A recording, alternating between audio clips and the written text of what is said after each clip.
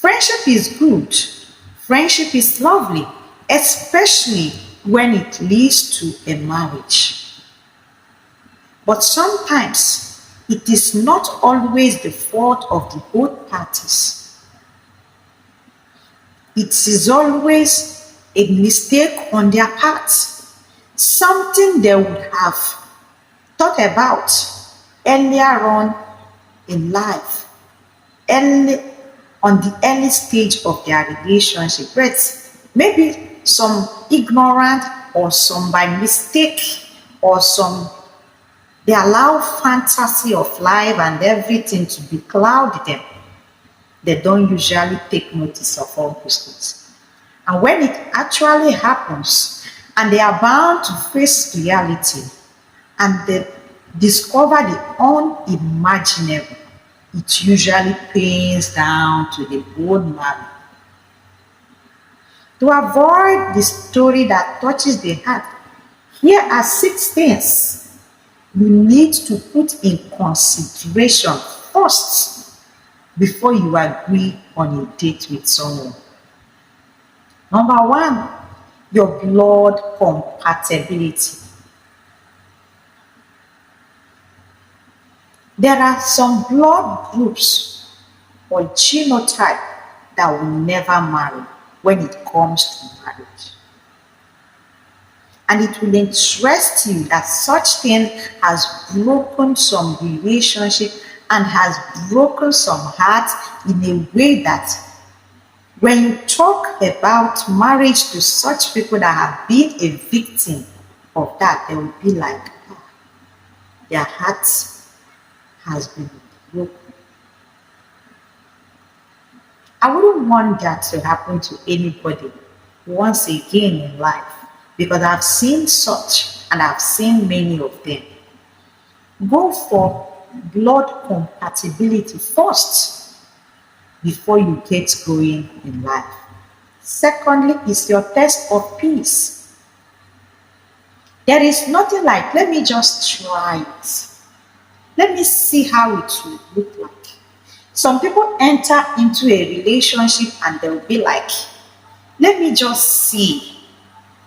Let me just,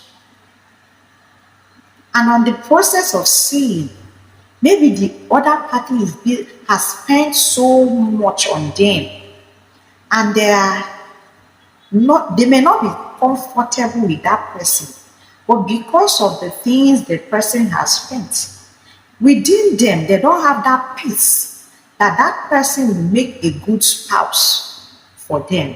But because of the things they have eaten and how far they've gone, they will just say, let me manage. No, it's wrong. There is nothing like management in the relationship. Before you agree on a date, make sure that that person is exactly what you want. Just by mere looking at the person, the thought of that person gives you peace. The physic and everything gives you that inner peace. Yes, this is what I want. That is the only kind of people you should agree to go on with a date. Number 3 is legitimate source of living. This is very serious. If your spouse does not have something legitimate doing, please do not go on a date with such a person. You should be able to know what he is doing. You should be able to know what his business is like. You should be able to know what gives him or her money, their source of living. Some are criminals in disguise. Some are into an illegitimate businesses that when you end up going on a date with such people, it will expose you. And the worst of it all is when you end up marrying them, you are doomed for life. I know you wouldn't want such. I know you wouldn't want a first to be reckoned with a first. I know you wouldn't want a relationship that when you are in and you be hiding because of the crime that the person has committed or the things you suddenly discover, you will be dying slowly when you enter into such. To avoid the story that touches the heart, make sure that the person has a legitimate source of living.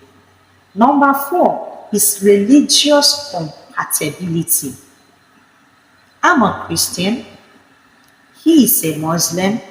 Do you think that both of you will blend? No. One must draw one. And it's not always easy to draw one, to draw somebody, your friend like that. It's not always easy because that is how the person is born and brought up. That was how the person is raised. Just like me now. No painting, nothing, nothing, just my natural self. And I end up marrying somebody that want me to fix this one here, fix the other one, fix the other one. I will be battling with them. I cannot flow because that was not how I was brought up. So, in order for me to avoid such stories, I rather go for somebody that accepts me the way I am, that loves the way I am, that believes on what I believe. And that is how it should be done. And number five is get acquainted with the people that knows them very, very well. There is this thing that normally happens that when your spouse introduces you to their friends, if that is your first time of getting to know them, listen very well. Make use of every conversation that went on that day. That day is usually a day of an eye opener. Some guys they don't hide. There are always small, small underground work that used to go down that day. You'll be hearing some talk, people will just shout. Let me tell you, before those things they tell you about your guy at that first time you're with him are things that you think you cannot handle, please do not continue. Some people that when you bring your wife, then you'll be like, this one, okay, stingy, this and that. Oh yeah, pay rapt attention to all those body languages and those gestures. They are very, very important. And finally, is God's approval. Have you prayed about it? Do you think that any marriage will stand without God? It's not in your hands. So you have to do it in a way that God is the one that approves it. Let Him take the lead. Let Him tell you who, and you'll be ever happy that you did. Thank you. Subscribe to my channel and expect more interesting videos. Thank you.